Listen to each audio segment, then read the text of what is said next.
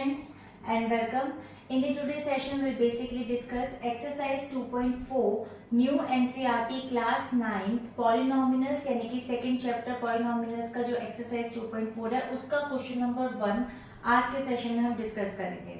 और जितने भी प्रीवियस वीडियोस हैं 2.3 तक की और जिसमें मैंने एमसीक्यूज और ऑब्जेक्टिव टाइप क्वेश्चंस डाले उनके लिंक्स मैं आपको यहाँ आई बटन में दे दूंगी, आप उनको चेकआउट कर सकते हैं।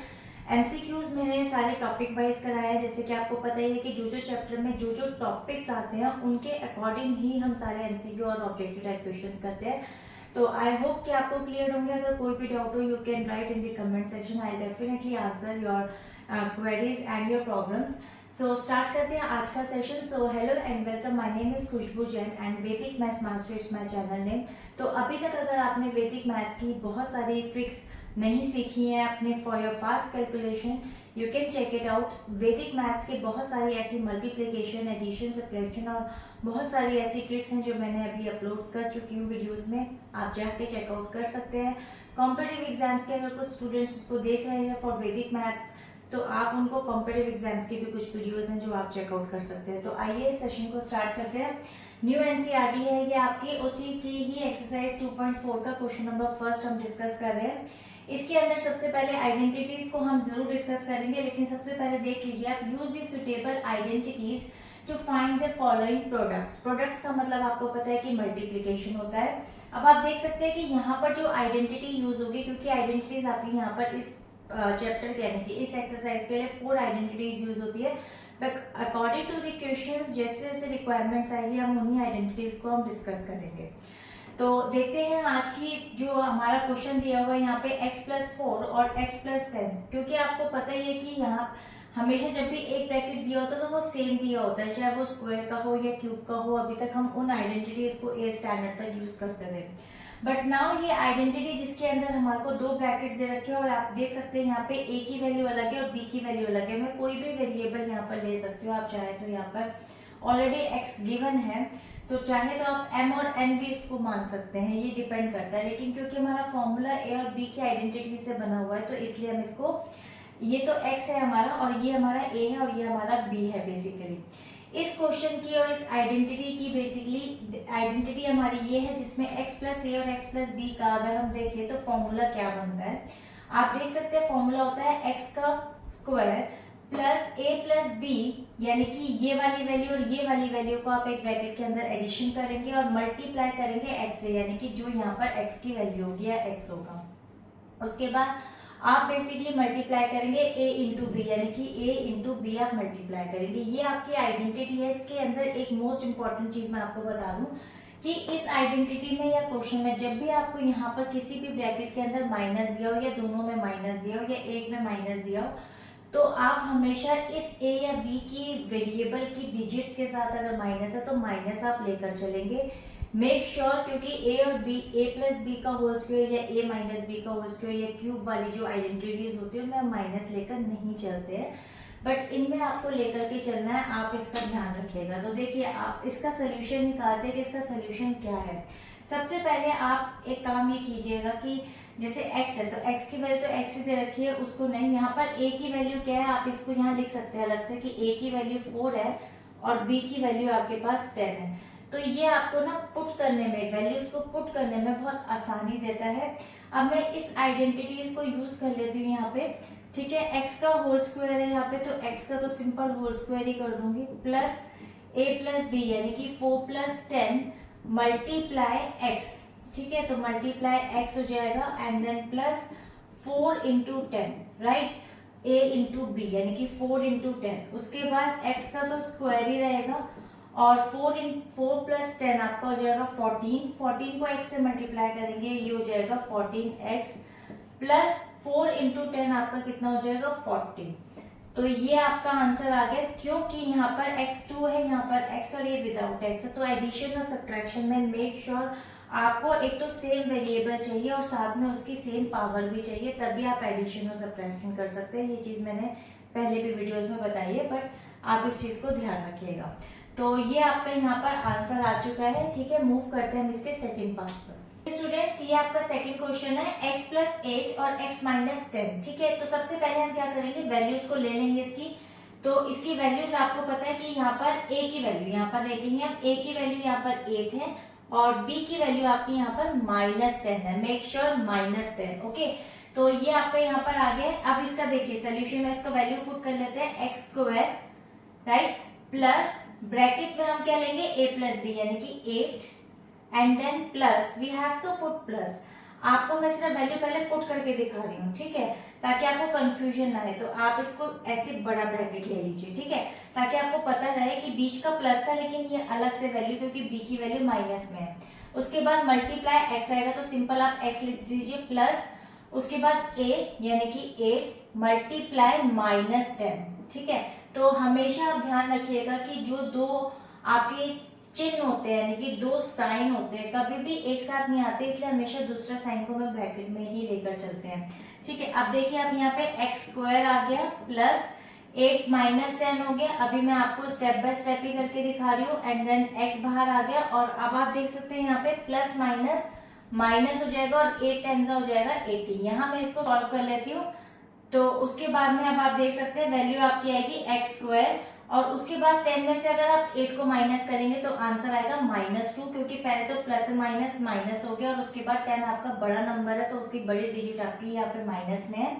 तो माइनस होगा तो आप प्लस माइनस माइनस सीधा डायरेक्ट कर सकते हैं इस केस में। अब यहाँ पर -2 ब्रैकेट में आएगा तो प्लस माइनस माइनस हो जाएगा और ये x है तो x टू -2x इसका आंसर आ जाएगा एंड देन -80। अब ये इसका राइट आंसर है, वो इसलिए है क्योंकि यहाँ पर कोई भी वैल्यूज आपस में प्लस माइनस नहीं हो रही है, सभी के वेरिएबल्स अलग है।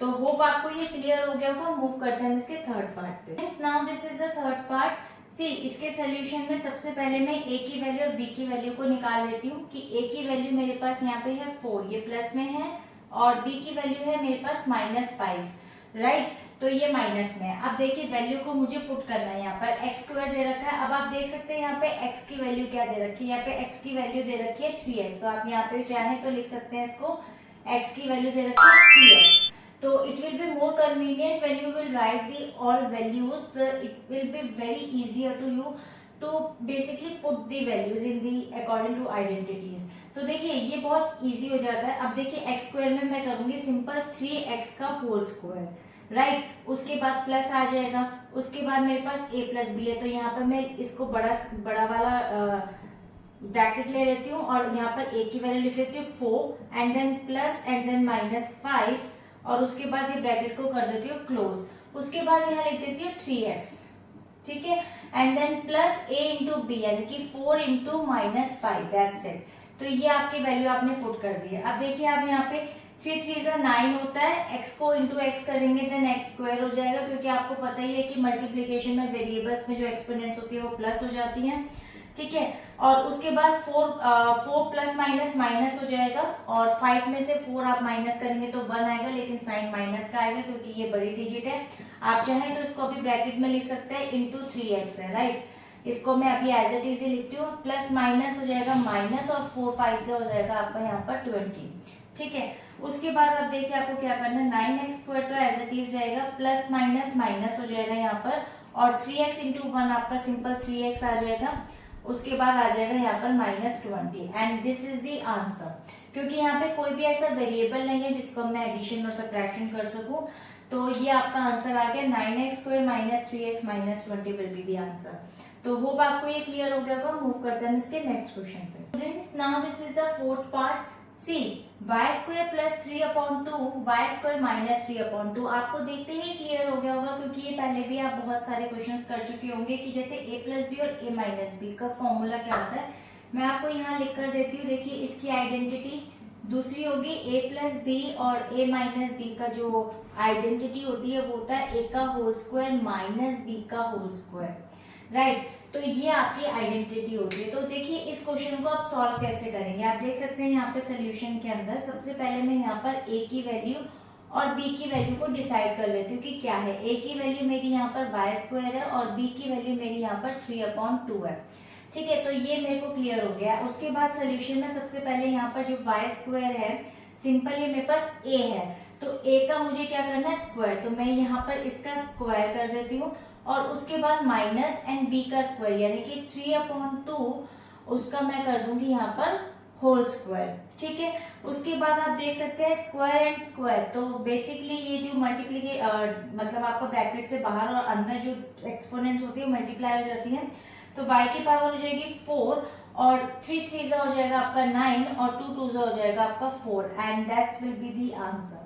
ये आंसर यही कंप्लीट होता है क्योंकि इसकी आइडेंटिटी दूसरी थी a plus B, a minus B की identity a plus A square minus B square. तो आई होप कि आपको ये क्लियर हो गया होगा। मूव करते हैं हम इसके नेक्स्ट पार्ट पे। This is the fifth part, 3 minus 2x 3 plus 2x। तो देखिए इसकी आइडेंटिटी भी आपको दिख रहा होगा कि a माइनस बी और a प्लस बी, तो a माइनस बी और a प्लस बी या a प्लस बी और a minus b, the additive will be the same, a का होल स्क्वायर माइनस b का होल स्क्वायर। तो solution में सबसे पहले हमें यहाँ पर लिखना है a की value which is 3 and b की वैल्यू विच इज 2x। सबसे पहले हमें ये लिखना है।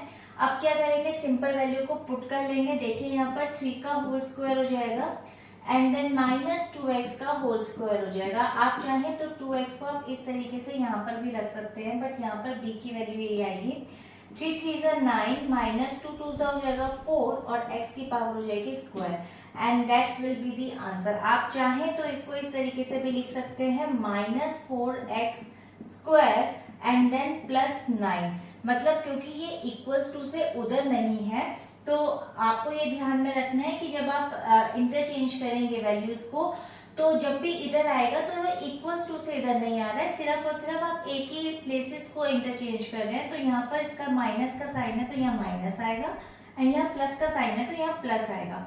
सिर्फ आपको ये चीज ध्यान में रखना है। ठीक है, तो ये आपका आंसर यहाँ कंप्लीट होता है। इसको मैं यहाँ लिख देती हूँ और आप चाहें तो ये लिख सकते हैं या फिर ये लिख सकते हैं and this is the answer.